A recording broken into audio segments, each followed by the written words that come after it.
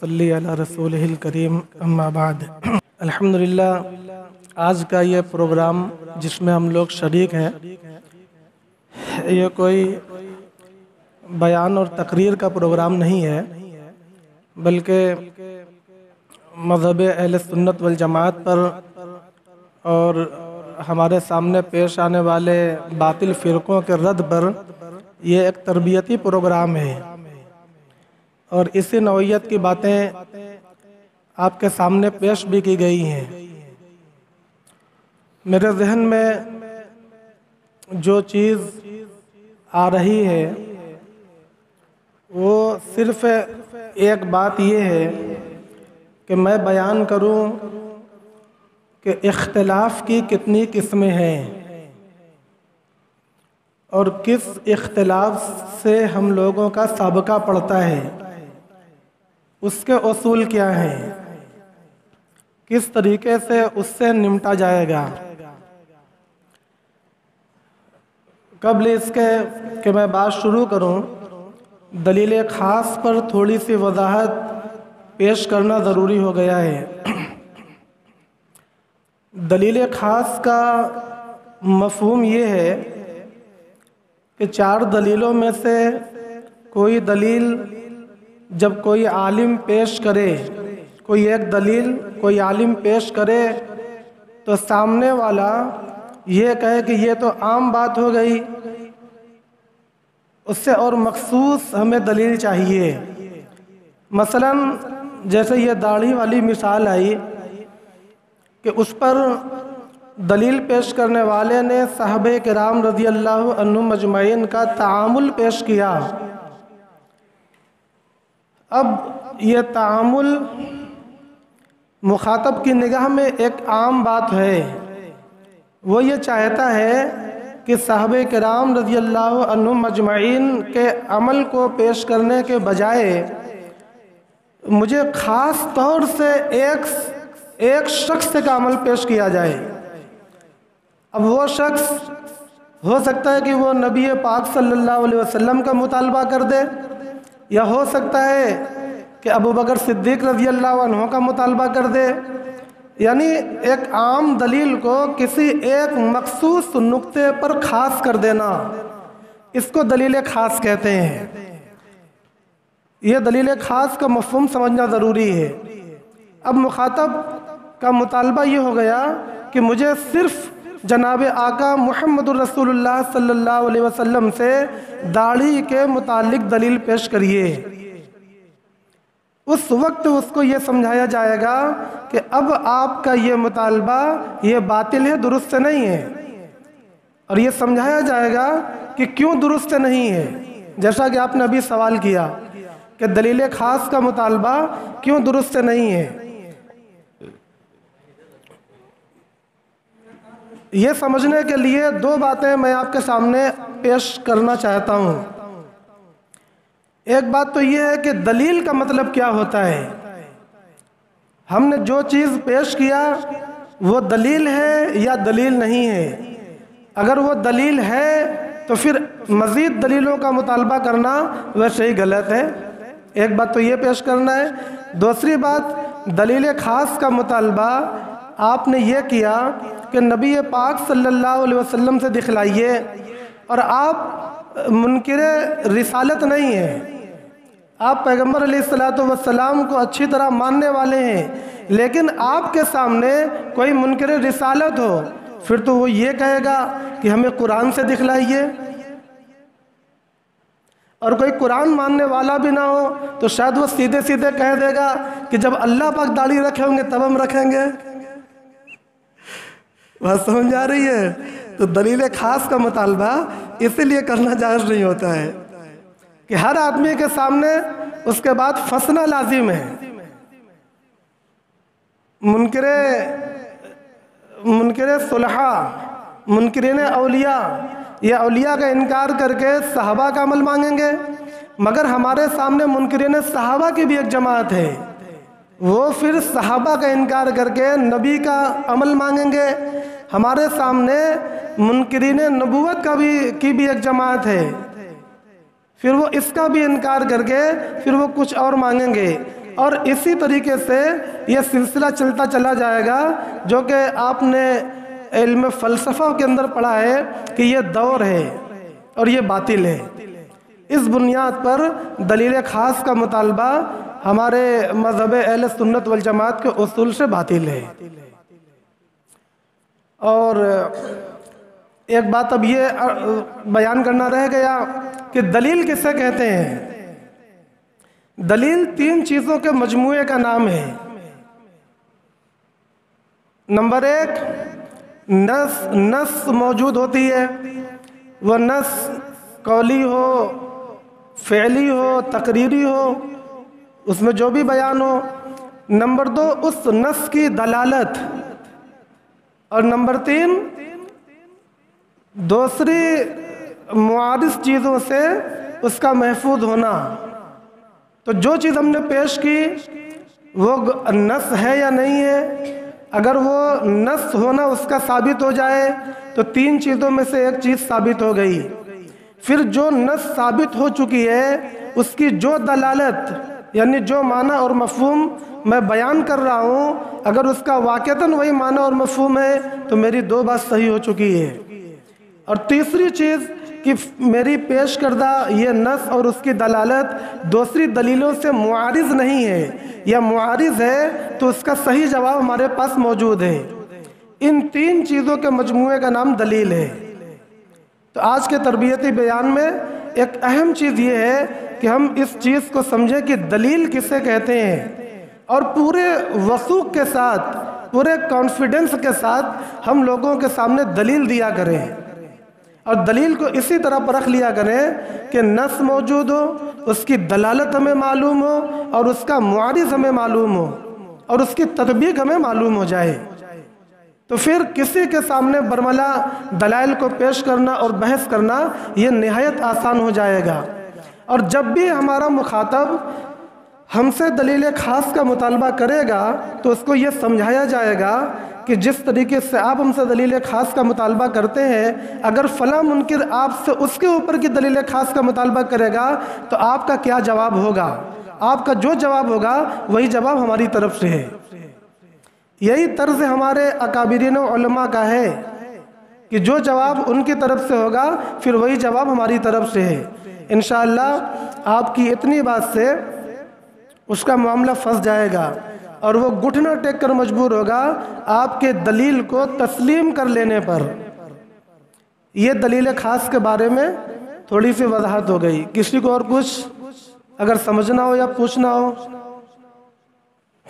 یا بات ہوئی کچھ؟ اب اصل جو چیز میں نے سوچا ہے وہ یہ کہ میں بیان کروں کہ اختلاف کی کتنی قسمیں ہیں۔ 3 قسمیں ہیں۔ جی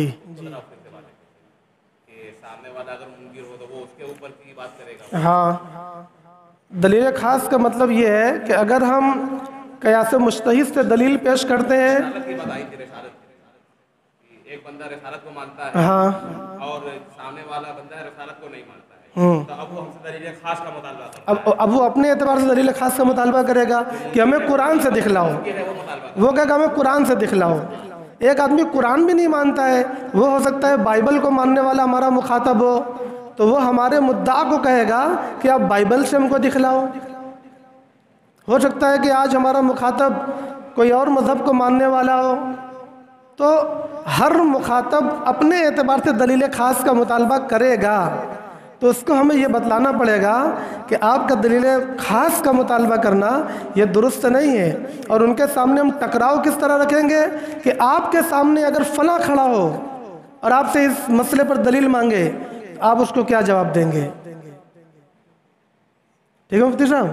تو وہ کچھ بتائے گا نا کہ نہیں یہ تو نہیں چلے گا، تو آپ بتائیے کہ پھر آپ کا بھی نہیں چلے گا۔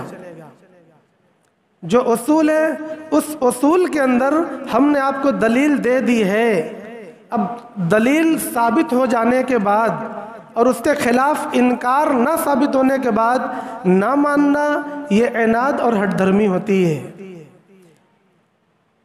ایمانداری کے طور پر اگر کسی چیز کے واقع ہونے کے لیے دلیل ثابت ہو گئی سچی اور پکی جو سب شرطیں ہیں اس کے ساتھ، تو پھر اس کے ماننے میں کوئی رکاوٹ نہیں ہونا چاہیے۔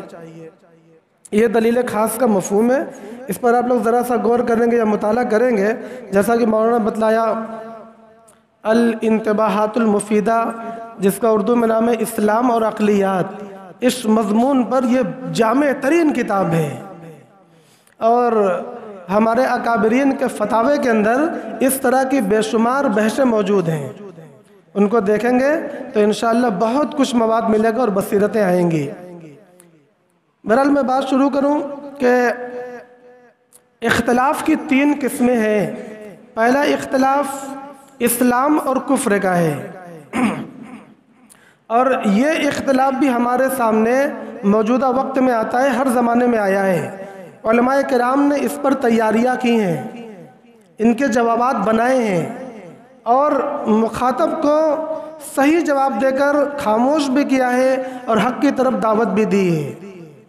تو یہ پہلا اختلاف ہے اسلام اور کفر کا۔ اختلاف نمبر 2 بین المسالک اختلاف، یعنی اہل سنت والجماعت اور اہل بدعت کا اختلاف۔ ہمارے سامنے پورا مشن پڑا ہے، پورا کام پڑا ہے اس عنوان پر تیاری کرنے کے لیے اور کام کرنے کے لیے۔ بے شمار تقاضے ہیں اہل سنت والجماعت کے موقف کو صاف کرنے کے اور اہل بدعت کی گمراہیوں کے واضح کرنے کے، لوگوں کو صحیح راہ دکھلانے کی۔ تیسرا اختلاف فقہ کے اندر اجتہادی اختلاف۔ ہمارے سامنے اس طرح کے بھی اختلاف آتے ہیں۔ تو اختلاف کی یہ 3 قسمیں ہیں، ان تینوں قسموں کے اصول الگ ہیں، ان تینوں قسموں کی تیاریاں الگ ہیں، اور ان تینوں قسموں کے احکام بھی جدا جدا ہیں۔ ہم ایک دوسرے میں خلط ملتے کریں گے تو انتشار کا شکار ہوں گے اور صحیح جواب ہم سے نہیں بن پڑے گا۔ اس لیے اختلاف کو ان 3 قسموں میں بانٹ دیں۔ سب سے آخری قسم جو میں نے بیان کیا، اجتہادی مسائل میں فقہا کا اختلاف، اس پر بحث کرنے کے میں کوئی ضرورت نہیں ہے، یہ ہمارے موضوع سے خارج ہے۔ آج کے اس تربیتی پروگرام میں بچے دو قسمیں بچیں، اسلام اور کفر، اہل سنت والجماعت اور اہل بدعت۔ ان دونوں پر ہمیں بحث کرنے کی ضرورت ہے، تیاری کرنے کی ضرورت ہے۔ اس کے متعلق ہمیں تربیتی پروگرام کرنے کی ضرورت ہے۔ کچھ بات شروع کرنے سے پہلے میں ایک مثال پیش کرنا چاہتا ہوں۔ وہ مثال یہ ہے کہ کاٹنے کا کام صرف ایک چیز تو نہیں کرتی، کئی چیزیں ہیں جو کاٹنے کا کام کرتی ہیں۔ اسی طرح جلانے کا کام صرف ایک چیز تو نہیں کرتی کہ وہ آگ ہی ہو، کئی چیزیں جو جلانے کا کام کرتی ہیں۔ آپ یہ کہیں کہ ایک قسم کی چیز ہمارے لیے کافی ہے، ہمیں وہی چاہیے، یہ دلیل خاص جس کا مطالبہ غلط ہے۔ مثال کے طور پر بلیڈ، جس سے ہم لوگ منہ چھیلتے ہیں، نہایت تیز ہوتی ہے، مگر اس سے پیڑ نہیں کاٹے جا سکتے۔ اور دوسرے کلہاڑے جو کہ وہ بھی تیز ہوتا ہے، مگر اس سے مونچھ نہیں کاٹی جا سکتی۔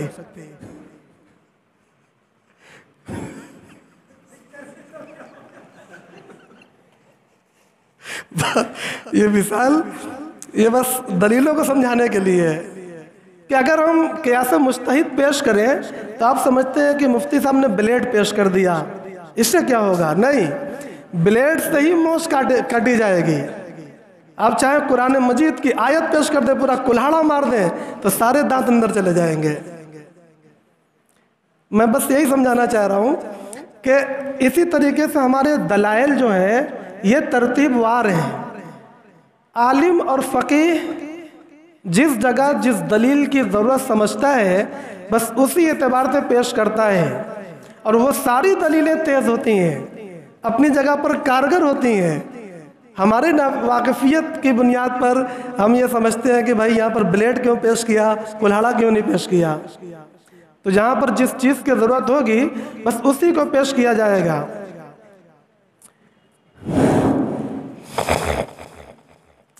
اب اصل بات کی طرف آتے ہیں۔ اسلام اور کفر کے اختلافات میں ہمیں سب سے پہلے یہ سمجھنا ہوگا کہ اسلام کی تعریف کیا ہے اور کفر کسے کہتے ہیں۔ سردست میں ایک بات اور واضح کروں، چیزوں کو دو طریقے سے ثابت کیا جاتا ہے۔ نمبر ایک، اگر تصور ہے، ہمارے سامنے جو چیز ہے اگر اس کا تعلق منطق کی تصور سے ہے تو اس کو ثابت کرنے کے لیے کس چیز کی ضرورت ہے؟ دلیل کی نہیں۔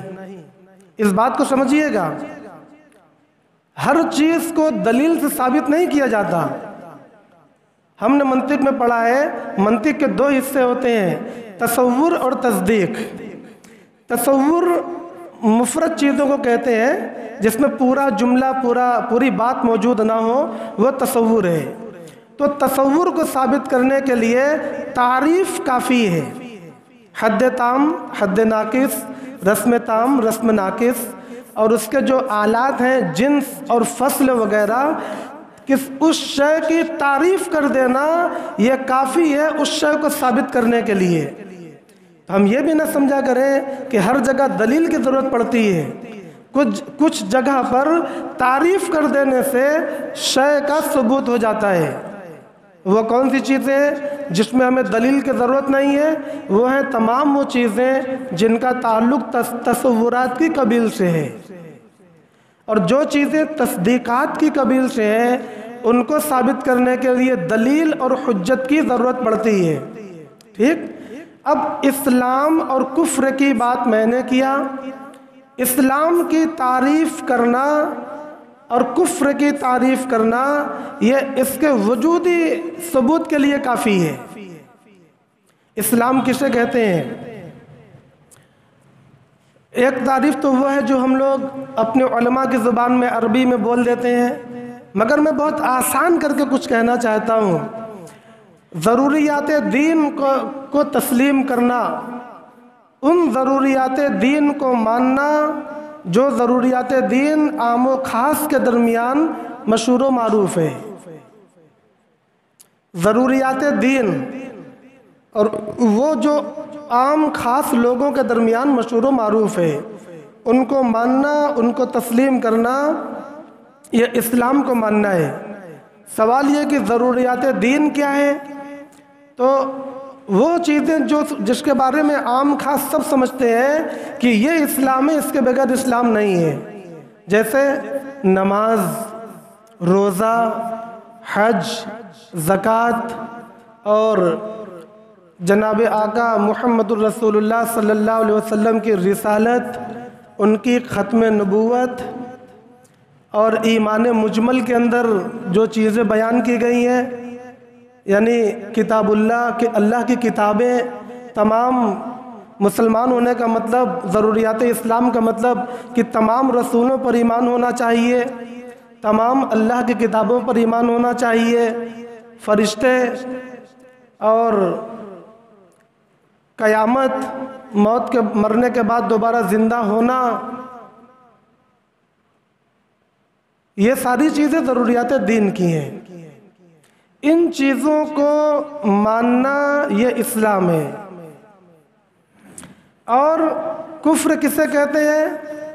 اور ان میں سے کسی ایک کا انکار کرنا، سب کا نہیں، ان میں سے کسی ایک کا انکار کرنا یہ کفر کی تعریف ہو گئی۔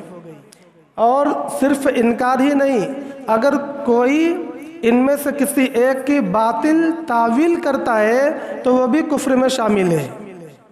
مثلا کوئی یہ کہے کہ ہم نماز تو مانتے ہیں کہ نماز فرض ہے، مگر جس طریقے سے عام اور خاص پڑھتے ہیں اس طریقے سے نہیں مانتے، تو اب ہمیں اپنے اس تجربے اور علم کی بنیاد پر یہ طے کرنا ہوگا کہ اس بندے کا یہ اختلاف کس کیٹیگری میں جاتا ہے، اسلام اور کفر میں ہے یا اہل سنت والجماعت اور اہل بدعت کا اختلاف ہے۔ میں نے بتلایا کہ دونوں کے اصول الگ ہیں، دونوں کی دلیلیں الگ ہیں، تو اگر ہم اس کو طے نہیں کریں گے تو پھر اس سے بحث بھی نہیں کر پائیں گے۔ نماز کا ایک تو نماز کی فرضیت کا انکار، یہ بھی کفر ہے۔ ایک نماز کا مشہور و معروف جو طریقہ ہے اس کا انکار، یہ بھی کفر ہے۔ بہت سے لوگ ہمارے سماج میں بھی ہیں، وہ کہتے ہیں کہ نہیں، بس دل کے اندر سوچ لیا نماز ہو گئی، اور بھی نہ جانے آپ لوگوں کے علم میں بھی بات ہے، یہ کفر ہے۔ اور اس طرح کا اختلاف کرنے والا اسلام اور کفر کے اندر شامل ہے۔ تو اب اس سے جو بحث کی جائے گی اس بنیاد پر کی جائے گی جیسے کفر کے ساتھ بحث کی جاتی ہے، اہل کفار کے ساتھ بحث کی جاتی ہے، ان کا پیمانہ وہ ہوگا۔ اب ان کے ساتھ اگر ہم 4 دلیلوں میں سے جو ابھی بیان کی گئیں، ان 4 دلیلوں میں سے سب سے آخری دلیل قیاس مجتہد پیش کریں، کوئی فائدہ نہیں ہے۔ اور اگر ہم ان کے سامنے سنت پیش کریں، حدیثیں پیش کریں، کوئی فائدہ نہیں ہے۔ ہم لوگ یہی غلطی کرتے ہیں کہ ان کے سامنے جاتے ہیں تو فقہا کی بحث چھڑتے ہیں، احادیث پیش کرتے ہیں، یہ دونوں وہاں پر کارگر نہیں ہیں۔ وہاں پر کیا چیز کارگر ہے کہ وہاں پر سیدھے سیدھے قرآن مجید کی بحث اور اجماع، یہ اجماع یہ سنت سے مضبوط ہے۔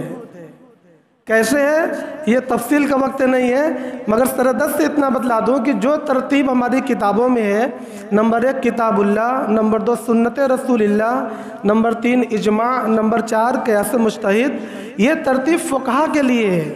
ہمہ شمہ کے لیے نمبر 1 اجماع ہے، ہمہ شمہ کے لیے نمبر 1 اجماع ہے۔ سب سے پہلے ہمیں یہ دیکھنا چاہیے کہ جو مسئلہ ہمارے سامنے زیر بحث ہے وہ اجماع کے خلاف تو نہیں ہے۔ اگر وہ اجماع کے خلاف ہے تو پھر ساری بحث ختم ہو گئی، ساری بحث ختم ہو جائے گی۔ اجماع ہم لوگوں کے لیے سب سے نمبر 1 پر ہے۔ تو اس طرح کے بندوں سے جو بات کی جائیں گی وہ اجماع کی بنیاد پر کی جائیں گی اور کتاب اللہ کی بنیاد پر کی جائیں گی، کیونکہ اس کا اختلاف اہل سنت والجماعت والا ہے ہی نہیں، کفر والا ہے۔ ایک بات تو یہ ہو گئی، اختلاف کی پہلی قسم یہ ہے اور اس پر بحث کرنے کا طریقہ یہ ہے۔ دوسری چیز اہل سنت والجماعت کا اختلاف ہے، اہل سنت والجماعت اور اہل بدعت کا اختلاف ہے۔ بات تو میرا خیال ہے کہ بالکل واضح ہو چکی ہے۔ سوال یہ ہے کہ ضروریات اہل سنت والجماعت کیا ہے؟ ضروریات اہل سنت والجماعت کیا ہے؟ کون وہ بندہ ہوگا جس کو ہم پرکھ سکیں گے کہ اس کا اختلاف اہل بدعت کے اندر شامل ہو رہا ہے، اس عمل یا قول کی بنیاد پر یہ اہل سنت والجماعت کے راستوں کو چھوڑ رہا ہے، اور پھر اس بنیاد پر اس سے ہم بات کر پائیں۔ تو اس کو سمجھنے کے لیے یہ سمجھنا ضروری ہے کہ اہل سنت والجماعت کی ضروریات کیا ہیں۔ جیسے اسلام کے ضروریات بیان کیے گئے، اسی طریقے سے کتابوں کے اندر ضروریات اہل سنت والجماعت بھی بیان کیے گئے ہیں۔ موٹی موٹا میں بیان کر دوں، اہل السنت یہ لفظ آپ غور فرمائیں، یہ خود ضروریات اہل سنت والجماعت کا ایک حصہ ہے۔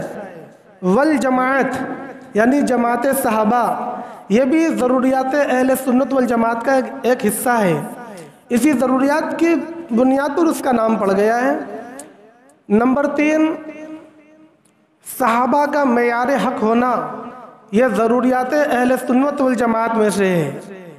نمبر 4 عذاب قبر کا ثابت ماننا، نماز تراویح کو ماننا، مسح علی الخفین کا ماننا، اور جمعہ کی 2 اذان کا ماننا، اور کچھ مدد تو چاہیے ہموں پہ،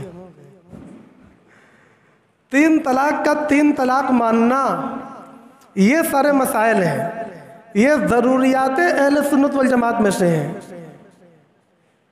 آپ جب مطالعہ کریں گے، پڑھیں گے تو آپ کو سمجھ میں آئے گا کہ اس میں اختلاف کو اہل سنت والجماعت نے روا ہی نہیں رکھا ہے، اور جز فروعی مسائل کے اندر دلائل کا 4 ہونا اور اصولی مسائل کے اندر، عقائد کے مسائل کے اندر دلائل کا 3 ہونا، یہ سارے کے سارے ضروریات اہل سنت والجماعت ہیں۔ اس کے علاوہ بھی بہت چیزیں ہیں، جب ہم مطالعہ کریں گے تو انشاءاللہ ہمیں وہ چیزیں مستحضر ہوتی چلی جائیں گی۔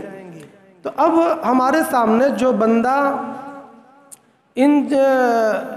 جس مسئلے میں اختلاف کر رہا ہے، تو ہمیں یہ طے کرنا ہوگا کہ وہ مسئلہ کس نوعیت کا ہے، ہم اس کے متعلق کیا مزاج بنائیں اور کس طرح کے دلائل سے اس سے بات کریں۔ ایسا نہ ہو کہ کلہاڑے کی ضرورت ہے اور ہم بلیڈ سے پیڑ کاٹنے کی کوشش کریں تو بھی غلط ہوگا، اور پیڑ کلہاڑے کی ضرورت ہے اور ہم بلیڈ سے، وہاں پر بلیڈ کی ضرورت ہے اور کلہاڑے سے اس کی موچ تراشنا شروع کریں تو بھی غلط ہوگا۔ تو ان چیزوں کو طے کرنا یہ علماء کے لیے نہایت درجے کی ضروری چیزیں ہیں۔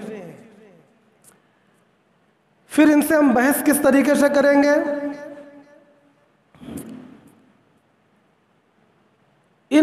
اگر اہل سنت والجماعت کا اختلاف ہے اور اہل بدعت کا اختلاف ہے تو پھر ہماری یہ 4 دلیلیں وہاں پر کام کریں گی۔ ان کے سامنے ہم ان دلائل کو رکھیں گے اور مسئلے کو ثابت کریں گے۔ کچھ مثال بھی سامنے آنا چاہیے۔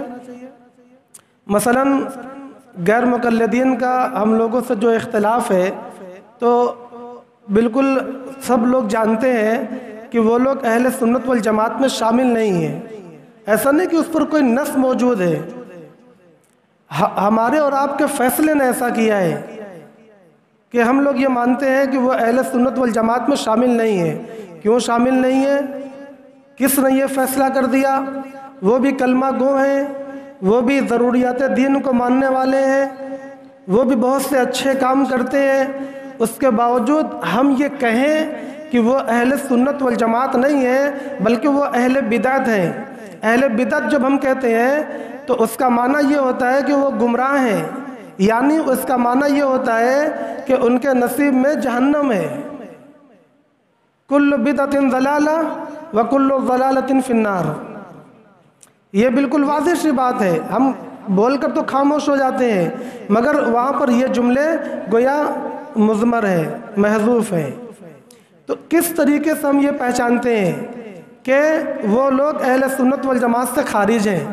ایک تو اس بنیاد پر پہچانتے ہیں کہ وہ صحابہ کرام رضی اللہ عنہم اجمعین کو معیار نہیں مانتے، جبکہ اہل سنت والجماعت کے اصول کے مطابق وہ معیار ہیں۔ اب اور دلیلوں کی ضرورت نہیں ہے، اور دلیلوں کی کوئی ضرورت نہیں ہے۔ اہل سنت والجماعت کے جو مسلمہ چیزیں ہیں اس میں سے ایک مسلم یہ بھی ہے کہ الصحابۃ کلہم عدول، ایک مسلم چیز یہ بھی ہے، اور وہ معیار ہے۔ میں دلیل بھی تھوڑی سی پیش کر دیتا ہوں۔ علیکم بسنتی و سنت الخلفاء الراشدین المہدیین، اس طرح کے جو دلیلیں ہیں اس بنیاد پر بھی معیار ہے، اور اللہ رب العزت نے قرآن مجید میں بھی بے شمار جگہ ان کو دلیل بنایا ہے، جیسا کہ آپ کی تفسیر میں شاید پچھلے ہفتے اس نوعیت کی بات آئی تھی۔ بہرحال ان کا دوسرا اختلاف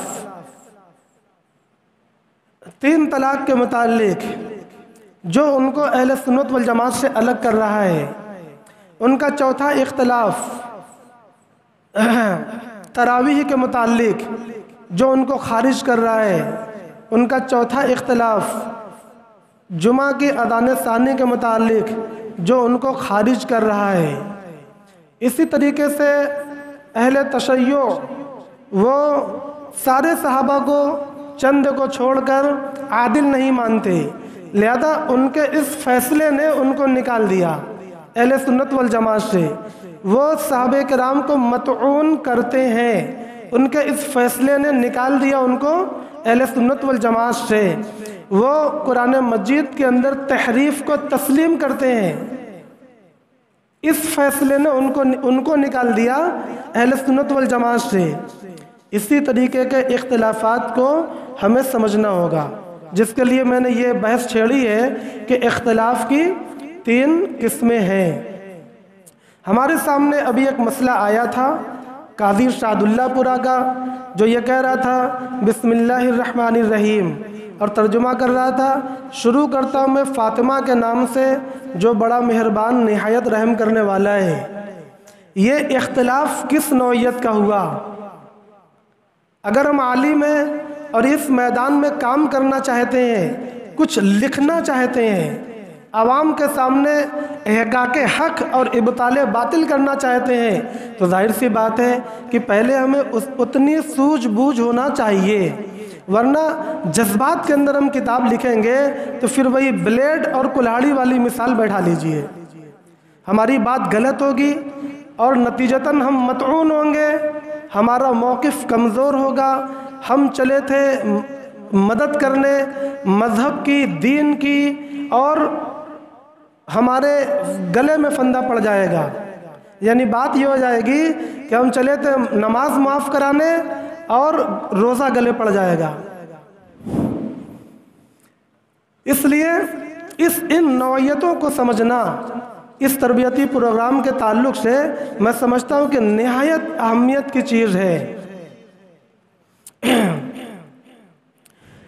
اب یہ جو قاضی پورہ والا اختلاف تھا، اب ہمارے ذہن میں بالکل صاف ہے کہ اللہ تبارک و تعالی کی کوئی شکل ماننا اور حضرت فاطمہ رضی اللہ تعالی عنہا کے بارے میں یہ عقیدہ بنانا کہ یہی خدا ہے، لفظ اللہ صرف ایک آڑ ہے اور در حقیقت واجب الوجود ہستی اور خالق و رازق جن کو ہم مانتے ہیں، رب العالمین جن کو ہم سمجھتے ہیں، وہ یہ ہے جو محمد رسول اللہ صلی اللہ علیہ وسلم کی صاحبزادی ہیں۔ بالکل واضح طور پر آپ کو سمجھ میں آئے گا کہ یہ اسلام اور کفر کا مسئلہ ہے۔ اب جب یہ بات سمجھ میں آئے گی تو اس کے ساتھ جتنے لوگ جڑے ہیں ان کے لیے فیصلہ کرنا ہمارے لیے آسان ہوگا، اور یہ فیصلہ کرنا آسان ہوگا کہ ان کے پیچھے ہمیں کتنی محنت کرنا چاہیے، کیونکہ وہ صرف اہل بدعت کے اندر شامل نہیں ہو رہے ہیں بلکہ اہل کفر کے اندر شامل ہو رہے ہیں۔